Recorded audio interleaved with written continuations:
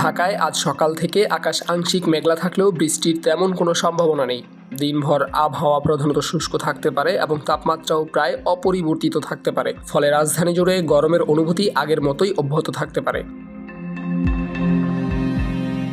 এদিকে বুধবার রাতে প্রকাশিত সারা দেশের পূর্বাভাসে আবহাওয়া অধিদপ্তর জানিয়েছে, আজ সন্ধ্যা 6টার মধ্যে ময়মনসিংহ ও সিলেট বিভাগের দু-এক জায়গায় অস্থায়ীভাবে দমকা হাওয়া সহ বৃষ্টি বা বজ্রসহ বৃষ্টি হতে পারে।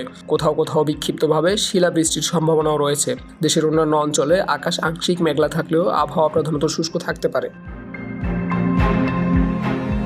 পূর্বাভাসে আরও বলা হয়েছে, সারা দেশের দিন ও রাতের তাপমাত্রা প্রায় অপরিবর্তিত থাকতে পারে। বর্তমানে রাজশাহী জেলায় তীব্র তাপপ্রবাহ বয়ে যাচ্ছে। এছাড়া রাজশাহী বিভাগের অন্যান্য এলাকা, খুলনা বিভাগ সহ ঢাকা, টাঙ্গাইল, ফরিদপুর, মাদারীপুর, দিনাজপুর, ব্রাহ্মণবাড়িয়া, লক্ষ্মীপুর, রাঙামাটি ও বান্দরবান জেলায় মৃদু থেকে মাঝারি ধরনের তাপপ্রবাহ অব্যাহত থাকতে পারে। অন্যদিকে আজ ভোর 5টা থেকে দুপুর 1টা পর্যন্ত দেশের অভ্যন্তরীণ নদীবন্দরগুলোর জন্য কোনো সতর্কবার্তা নেই বলে জানিয়েছে আবহাওয়া অধিদপ্তর। বৃহস্পতিবার 23 এপ্রিল বাংলাদেশ আবহাওয়া অধিদপ্তরের ঝড় সতর্কীকরণ কেন্দ্র থেকে প্রকাশিত সকাল 7টা থেকে পরবর্তী 6 ঘন্টার ঢাকা ও আশপাশের এলাকার আবহাওয়ার পূর্বাভাসে এমন তথ্য জানানো হয়েছে।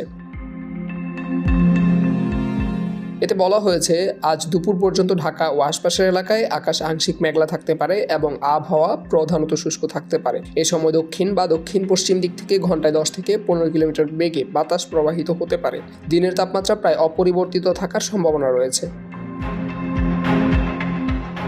পূর্বাভাসের তথ্য অনুযায়ী আজ সকাল 6টায় ঢাকার তাপমাত্রা ছিল 27.8 ডিগ্রি সেলসিয়াস এবং বাতাসে আর্দ্রতা ছিল 88%। বুধবার ঢাকায় সর্বোচ্চ তাপমাত্রা রেকর্ড করা হয় 36.5 ডিগ্রি সেলসিয়াস এবং আজকের সর্বনিম্ন তাপমাত্রা ছিল 26.8 ডিগ্রি সেলসিয়াস।